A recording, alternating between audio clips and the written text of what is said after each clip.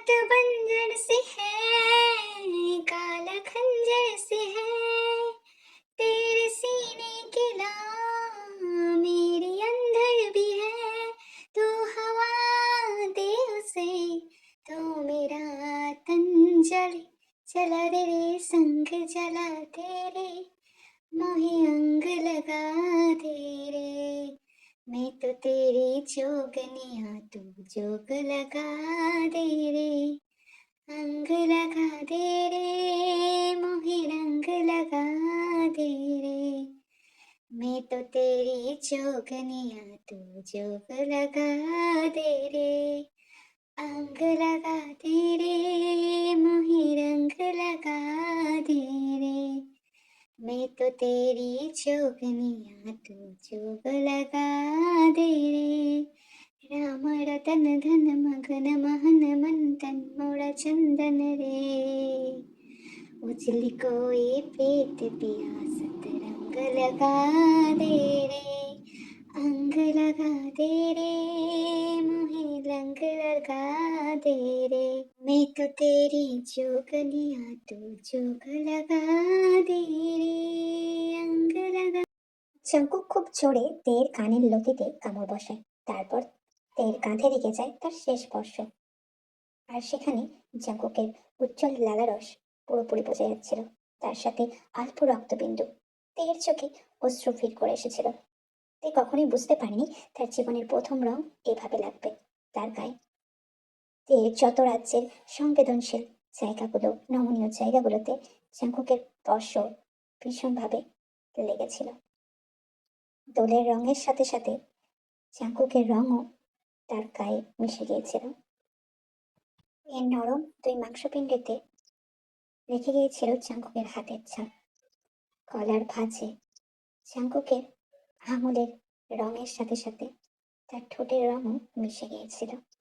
Jungkook ভীষণ উত্তেজিত হয়ে তের সাথে রং খেলেছিল, আর যেটা থেকে ভীষণ কষ্ট দিচ্ছিল। তের এবার প্রথমবার রং খেলা ছিল। সে রং খেলতে চায়নি, হঠাৎই সবাই তাকে জোর করেছিল বলে সে এসেছিল। সে ভাবতে পারেনি তার ভয়ঙ্কর পরিণতি এভাবে হবে। সে বরাবরই জাঙ্কুককে ভয় পায়, কারণ জাঙ্কুকদের বাড়িতে সে আশ্রিতা। জাঙ্কুকের বাবার ছোটকালের বন্ধু মেয়ে হচ্ছে তে। জাঙ্কুকের বাবার ছোটকালের বন্ধু অ্যাক্সিডেন্টে মারা যায়। তারপর তের জায়গা হয় জাঙ্কুকদের বাড়িতে। ছোটকাল থেকেই জাঙ্কুক দেখে সে সহ্য করতে পারে না, এক চোখের বিষ তার কাছে। কিন্তু তবুও জোরপূর্বক এসে তের সাথে ধস্তাধস্তি করে, তাকে জোর করে। কিছু কিছু সময় তাকে ঘন্টার পর ঘন্টা জাঙ্কুকের রুমে আটকে রাখে। রাতের নিঃসঙ্গতায় তের শরীরে অধিকার স্থাপন করে। তে জানে না কেন এগুলো তোর সাথে হচ্ছে, এবং তে জানে না এই সম্পর্কের নাম কি। সে খুব ছোট্ট থেকে এই স্পর্শ পাচ্ছে। সে কাউকে বলতে পারেনি, কারণ জাঙ্কুক তাকে সবসময় মরণের হুমকি দিত। কিরে, হঠাৎ চলে এলি যে?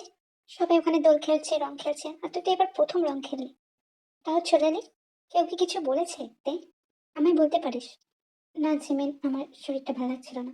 তুই আর দাভাইকে দুজনকেই দেখছিলাম না, দুজনাই কোথায় যে উধাও হয়ে গেলি। আর এদিকে মা ডাকছে, বাবা ডাকছে, সবাই আমাকে বলছে, আর তোরা কোথায় লুকিয়ে গেলি?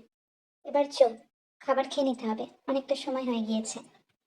আমার শরীরটা ভালো লাগছে না, একদম ভালো লাগছে না। আন্টিকে বল খেয়ে নিতে। দাভাই তোকে কি আবার কিছু বলেছে? দাভাইয়ের এই কাণ্ড কারখানাতে সবাই বিরক্ত। মা বাবা বলছে তোকে অন্যত্র চলে যেতে। তারা তো বলছে বিদেশে পড়তে চাইলে তোকে পড়াতেও পাঠাবে। আবার তুই যদি বিয়েও করতে চাস, সেই ব্যাপারেও বলতে পারিস। দাভাইয়ের টর্চার তোকে সহ্য করতে হবে না তে, তুই চলে যা না। না ঝিমিন, এমনটা না। আমি জাঙ্কুক ভাইয়াকে কিচ্ছু বলছি না। তুই কেন ভাবছিস সবকিছুতে জাঙ্কুক ভাইয়ার দোষ? তোর কিছু খারাপ হলে সেখানে দাভাই ইনক্লুড থাকবে না, এমনটা হয় না। তোর যে কোনো সংক্রান্ত ঘটনাতে দাভাই যুক্ত ছিল। আর আজ যদি মাঝ রাস্তায় তুই দোল খেলা ছেড়ে দিয়ে, রং খেলা ছেড়ে দিয়ে আমাদের সাথে নিজের ঘরেও এসে ঢুকেছিস, সেখানেও দাভাইয়ের হাত আছে। আমরা জানি দাভাই ভীষণ একরুখ, জেদি, পথ বেছেছি একগুঁয়ে। তার সামনে কেউ কিছু বলতে পারে না। দাভাইয়ের কীর্তিকলাপ সম্পর্কে আমি নাই বললাম। তুই তাড়াতাড়ি চলে আয়, খেয়ে নিবি আয়। দাভাইয়ের খাবার দাভাইয়ের রুমে দিয়ে দিয়েছে সবাই, আর তুই খেয়ে নিবি আয়। বাবা বলছিল তোকে বিদেশে যাওয়ার জন্য। তুই যদি পারিস তো বাবাকে হ্যাঁ বলে দিস। তুই এখানে থাকিস না তে। তুই ভালো থাকবি বাইরে। তুই আমাকে কোনদিনও অন্যভাবে ট্রিট করিস নি তে। তুই আমার বাবার বন্ধুর মেয়ে হয়েও আমাকে বোনের চোখে দেখেছিস। আমরা দুজন ভালো বোন তো, তাই না? তাহলে তুই কেন আমাকে সবটা শেয়ার করছিস না? তার ভাই তোর সাথে যদি কোনো খারাপ ব্যবহার করে তুই আমাকে বলতে পারিস। নাজিমিন এসব বাদ দে। আমি আঙ্কেলের সাথে সমস্তটা বলে নেব। আর তারপর আমি সবকিছু মিটমাট করে নেব। ঠিক আছে?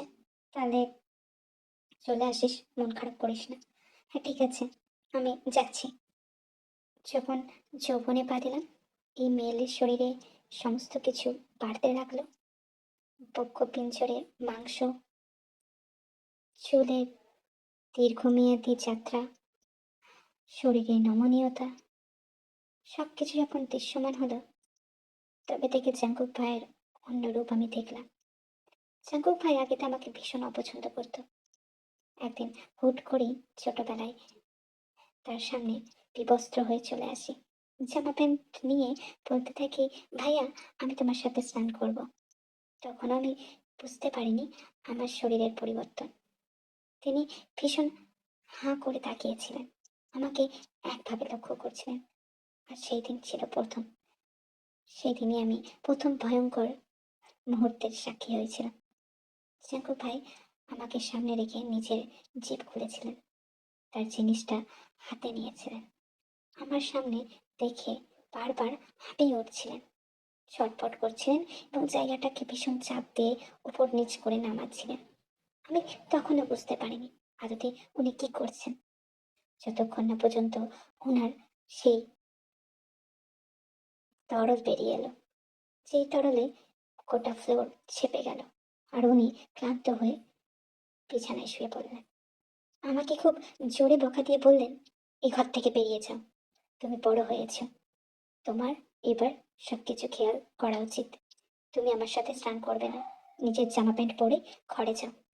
এইরকম ভাবে আমার ঘর থেকে বেরোবে না। আমি অবাক হয়ে তাকিয়েছিলাম। আমি সবকিছুই দেরিতে বুঝেছি। স্কুলে দিতে যাওয়া হতো না আমাকে, বাড়িতে পড়াশোনা করতাম, পরীক্ষা দিতাম। বন্ধু বান্ধবীও আমার নেই, এ বিষয়ে কোনো ধারণা জ্ঞান ছিল না। তখন জিমিন এখানে থাকতো না, সে বাইরে পড়াশোনা করত। আমি বুঝতে পারিনি আদতেই আমার সাথে কি হয়েছিল ওই দিন। পরবর্তীকালে যখন বড় হই সবটা জানতে পারি, বুঝতে পারি। যে নতুন টিউটর রাখবো তে, যে হোক তোমাকে এন্ট্রান্স এক্সামে যথাসাধ্য হেল্প করবে। তুমি তো ফরচুন কান্ট্রিতে পড়াশোনা কন্টিনিউ করতে চাও, তেমনটাই তো জিমিন আমায় বললো।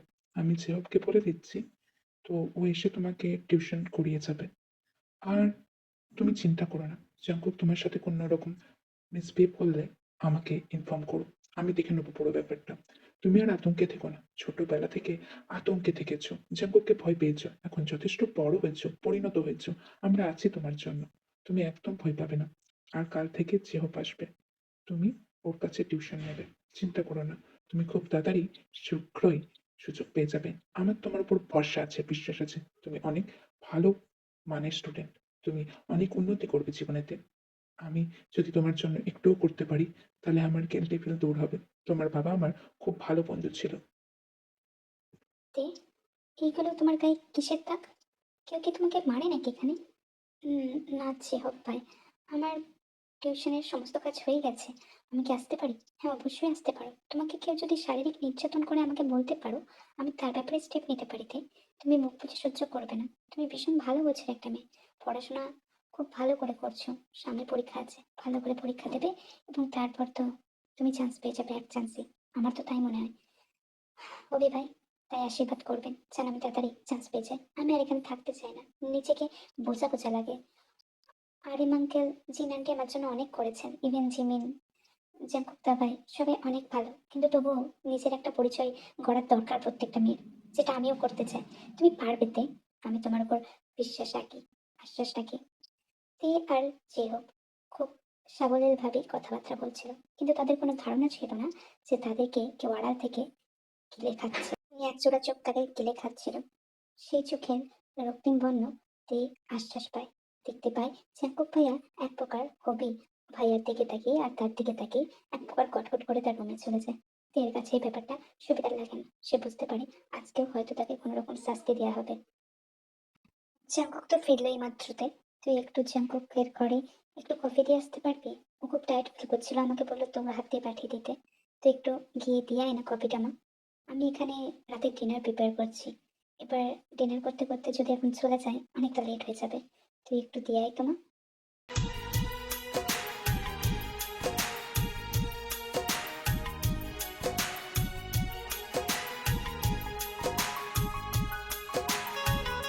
তুই কার সেটা বলে যাস না।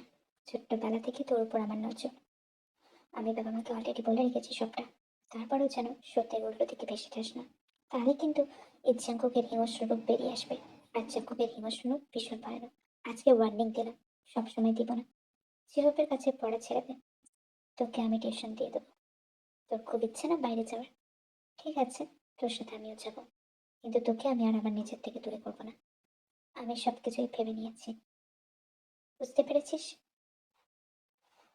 তোকে আমার সব পরিস্থিতিতেই লাগবে। বিয়ে করার যখন হবে তখন নয় বিয়ে করবো। এখন তো তোকে নিয়ে মজা করতেই বেশি ভালো লাগে। আর তোর মতো জঞ্জাল বিছানায় এক দুরাত পড়ে থাকলে কোনো অসুবিধা নেই। তারপর অনায়াসে মজা করে ফেলে দেওয়া যায়। নিখড়ে নিতে হয় সব রসটা। আর আমি এখনো সব রসটা নিখড়ে খাইনি। যতদিন আমি না খাচ্ছি সেই রসে কেউ মুখ ডোবাবে না, এমনকি ওই হবেও না। আশা করি মাথায় ঢুকে গেছে কথাটা। তুই কি ভাবছিস আমি তোর উপর সফট বিহেভিয়ার করবো? তোর উপর কোমল হবো? একদমই না।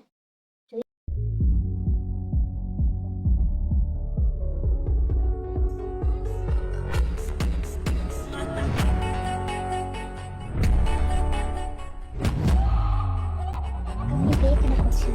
আমার সাথে এসব করে আপনি কি পান? আমাকে দেখে নিজে চোখে পার করে তাকে উত্তপ্ত করে তারপর উষ্ণ তরল বের করার মানে কি?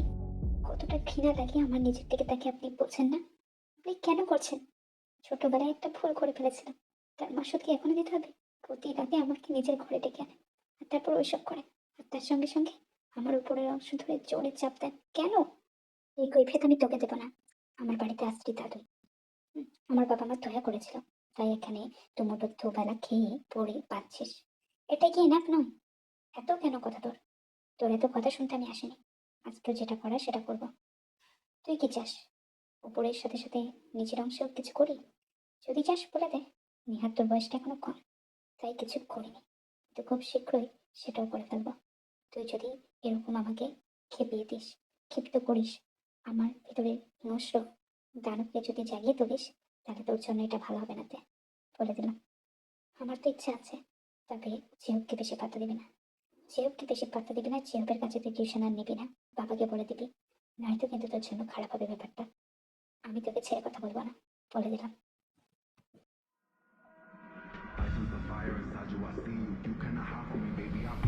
We got hope that was just a preview. We had a taste and now I can't. Yo no sé mucho, pero te siento. Allá en el fondo, en mi adentro.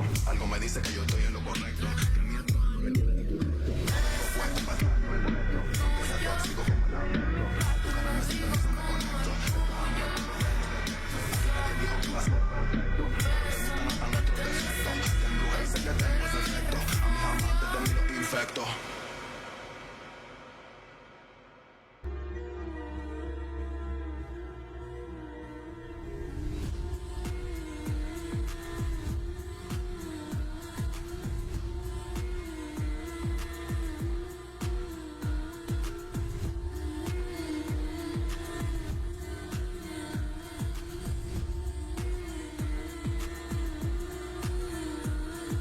কেন করলেন আপনি এটা?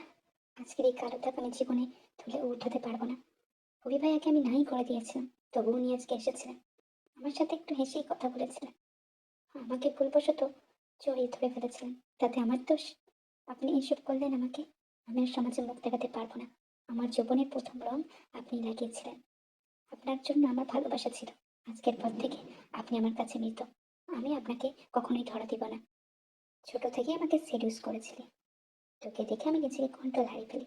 আমার ছোট জিনিসটা বারবার তোর ওই গর্তের মধ্যে ঢোকার জন্য আবেদন করতে থাকতো। সে উত্তপ্ত হতো, যন্ত্রণায় ছটফট করতাম আমি। কত রাত কেঁদেছি, কত রাত ছটফট করেছি, তোকে সামনে বসিয়ে ওইসব করেছি, কিন্তু তোর গায়ে হাত দিইনি। কিন্তু আজ তুই যেটা করেছিস ভুল করেছিস। কবি কেন তোর গায়ে টাচ করবে? আমি তো মানা করেছি। করেছিলাম, তোর এই শাস্তিটা প্রাপ্য ছিল। আর যদি বলিস রং, তুই আমার কাছে ওই 4-5 টাকার রং, যেটা গালে দিয়ে মানায়। এই রং রং হয়েই থাকে, এই রং কখনোই স্মৃতিতে সিঁদুর হয় না। তুইও সেরকম একটা মেয়ে আমার কাছে। আমার জীবনে তোর কোনো মূল্য নেই, তুই মরে গেলেও আমার কোনো কিছু চাই আসে না। আমি তো তোকে ভালোবাসিনি কোনোদিনও, শুধুমাত্র তুই আমার জীবনে একটা ডিজায়ার ছিলি, একটা নোংরা খেলা। আমার শরীর তোকে চাইতো, কিন্তু মন হৃদয় তোকে কোনোদিনই চাইনি, তোকে ভালোবাসিনি। আমি তোকে ভালোই বাসিনি কোনোদিনও। আর তুই ভাবছিস যে তোকে আমি ভালোবেসে আপন করেছি? না, এমনটা না। তুই এখান থেকে আসতে পারিস, তাহলে মরে যা না।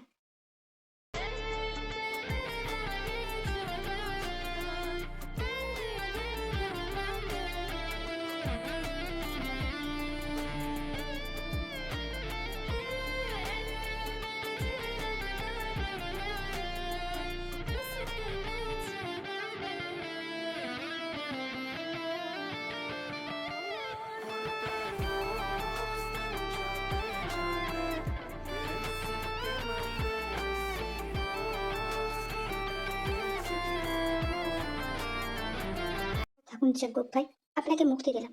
এই হাতের শিরা কাটার পর আশা করি আমি বাঁচব না। তাই তো বাড়ি থেকে অনেক দূরে এসেছি, যাতে আমার কষ্ট না হয়। আমার যৌবনের প্রথম রং আপনি আমায় ছুঁয়েছিলেন, কিন্তু আমি বুঝতে পারিনি সেই রং স্মৃতিতে সিঁদুর হিসেবে কোনোদিনই আসবে না। আমি সত্যি কি জঞ্জাল তালে? আমাকে কেন ভাসলেন না, কেন ভালোবাসলেন না? হ্যালো জিমিন, আমি আর ফিরবো না, বুঝলি তো? আমি রাখছি। তোরা ভালো থাকিস, আর সবাইকে ভালো রাখিস। আর যদি জিহবকে না পেতাম, তাহলে হয়তো দেখে চিরকালে হারাতাম। জিহব হসপিটালে অ্যাডমিট করেছে দেখে, কে সুইসাইড করার চেষ্টা করেছিল। আমি জানি, আমার কারণে। ও এখনো ওটিতে, আমার কারণে। আমি তো কত কথাই বলি, সেগুলো তো আগে নেয়নি, আজ কেন নিলিতে? তোর পছন্দের খাবার আমি তোকে কিনে এনে দিতাম, তোর পছন্দের জামা, তোর পছন্দের জুতো, তোকে প্রতিদিন স্নান করিয়ে মাথা মুছে দিতাম, তোকে আদর সোহাগ করে খাইয়ে দিতাম, তোকে সব পড়া পুছিয়ে দিতাম, আড়ালে আবদারে তোকে দেখতাম লুকিয়ে। তুই কি লক্ষ্য করিসনি?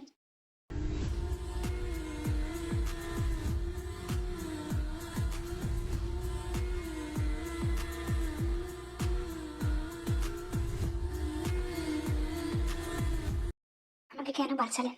কেন আমাকে সুস্থ করিয়ে কেন এই বাড়িতে ফিরিয়ে আনলেন, যেখানে আপনি আমাকে কোনোদিনও গ্রহণই করবেন না?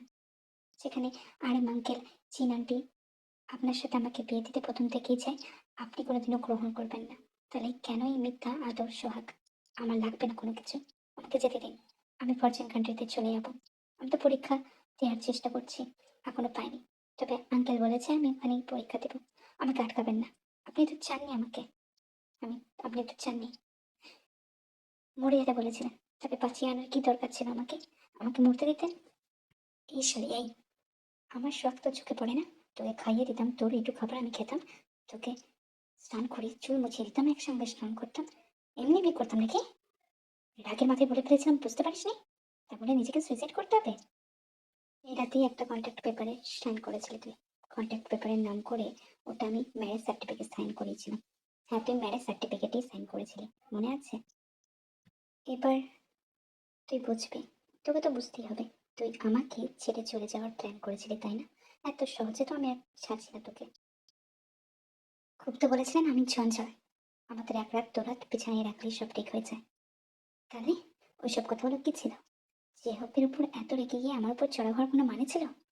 আমাকে এত কটু কথা বলেছিলেন, ভালোবাসলে এত দুঃখ দিয়ে চাই বুঝি, এত ব্যথা দিয়ে কথা বলা চাই বুঝি? আমি জানি না, আমি আপনার সাথে এখন থাকবো না, আমাকে নিজের মতো থাকতে দিন। যদি আমি ভুল থেকে ঠিক শিক্ষা নিই, যদি আমার মনে হয় আপনাকে ক্ষমা করা উচিত, তখনই আমি ক্ষমা করবো। উইদাউট মাইন্ড পারমিশন আমার রুমে ঢুকবেন না, আমাকে ডিস্টার্ব করবেন না। আর না হলে আমি আঙ্কেলকে বলতে বাধ্য হবো আপনি আমায় ডিস্টার্ব করছেন। তারপর যা করার আঙ্কেলই করবে, আমাকে কিছু করতে লাগবে না। তাই আমাকে বিরক্ত করবেন না, অনেক হয়েছে। আপনার উপর রাগটা ছিলাম বলে আপনি যা কিছু করে নিয়েছেন করেছি। আপনাকে ভালোবাসতাম, তাই সবটা দিয়ে ভালোবেসেছি। আর না, আমি একটু সময় নিব। একদম আমার কাছে আসবেন না, আপনার কোনো রকম পানিশমেন্ট আমি আর নিব না। আপনি আমাকে পানিশ করতে পারেন না, আমি আপনার অধিকার মানছি না, মানবো না, যতদিন না আমার নিজে থেকে মনে হয়।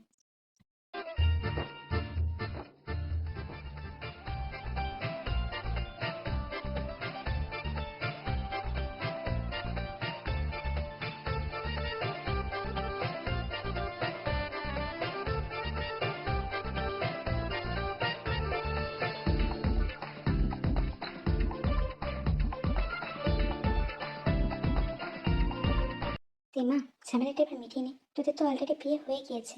জাঙ্কুক প্রতিদিন কোনো না কোনো ভাবে তোর সাথে কথা বলতে চাইছে, তুই ওকে দূরে সরিয়ে রেখেছিস। এর ফল কি হচ্ছে? না অফিসে কাজ করতে পারছে, না ঠিক মতো খাওয়া দাওয়া করছে।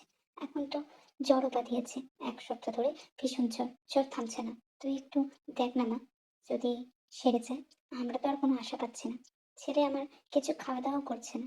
আমি বুঝতে পেরেছি তোদের মধ্যে এখনো মনোযুদ্ধ হচ্ছে, কিন্তু যখন একটা সম্পর্ক তৈরি হয় সেখানে অনেক কিছু ভুল ক্ষমা চোখে দেখতে হয়। যদি আমরা দুজনের ইগো নিয়ে বসে থাকি, তাহলে একটা সম্পূর্ণ ভালোবাসা হতে পারে না। একটা সম্পূর্ণ ভালোবাসা হতে গেলে একে অপরকে ক্ষমা করতে হয়, একে অপরকে ঠিক শিক্ষা দিতে হয়, একে অপরের ভুল ক্ষমা চোখে দেখতে হয়। আর সর্বোপরি হারানোর ভয় থাকতে হয়, যেটা জাঙ্গুকের চোখে অলরেডি হয়ে গিয়েছে। যখন তুই সুইসাইড করেছিলি, ও ভীষণ আতঙ্কে চলে গিয়েছিল। তখনও ও খাওয়া দাওয়া ঠিক মতো করেনি। আর এখন তো 1 সপ্তাহ ধরে ভীষণ জ্বর।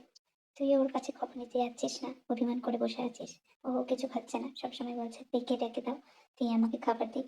কিন্তু আমি তো আর বলতে পারছি না তুই আসবি না। তাই আজকে বাধ্য হয়েই তোর কাছে এলাম। সবকিছু মিটিয়ে নে মা, দেখবি ভালো থাকবি।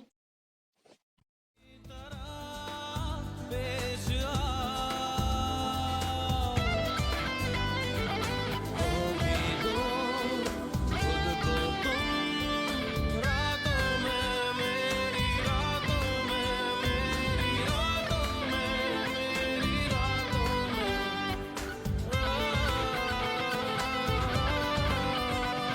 নিজেকে কেন কষ্ট দিচ্ছেন? কেন ঠিকমতো খাবার দাবার নিচ্ছেন না, ওষুধ নিচ্ছেন না?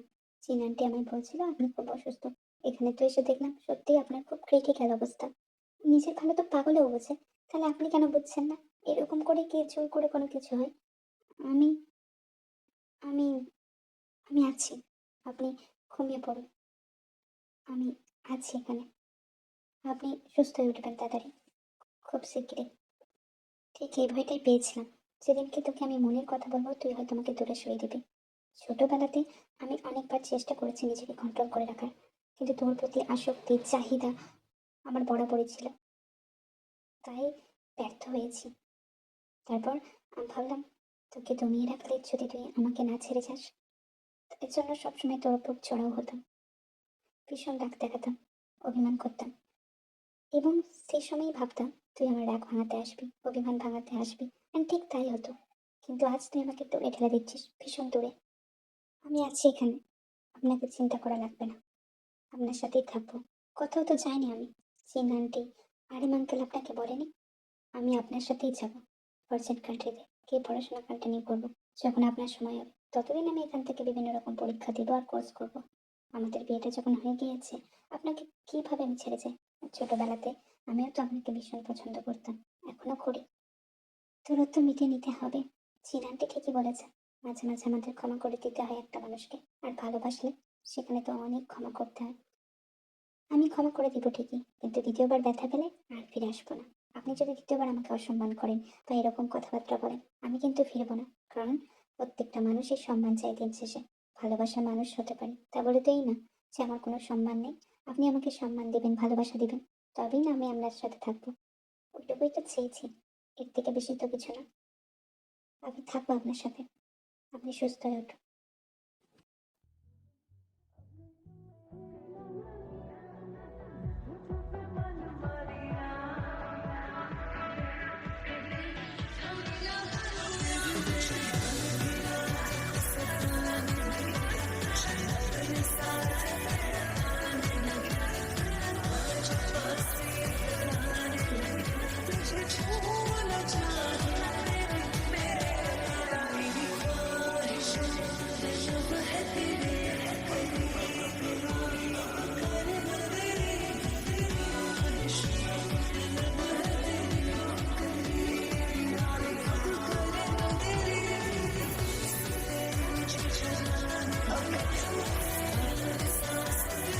দেখতে দেখতে 1 বছর কেটে গেল, তাই না?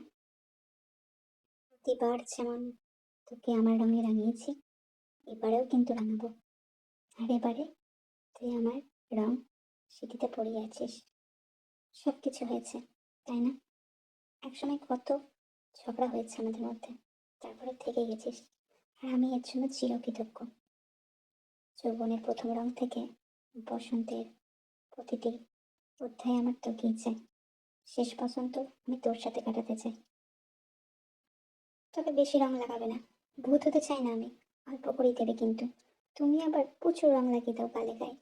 এবারে তা করবে না, কোনো রকম দুষ্টুমিও করবে না, শুধু রঙই খেলবে।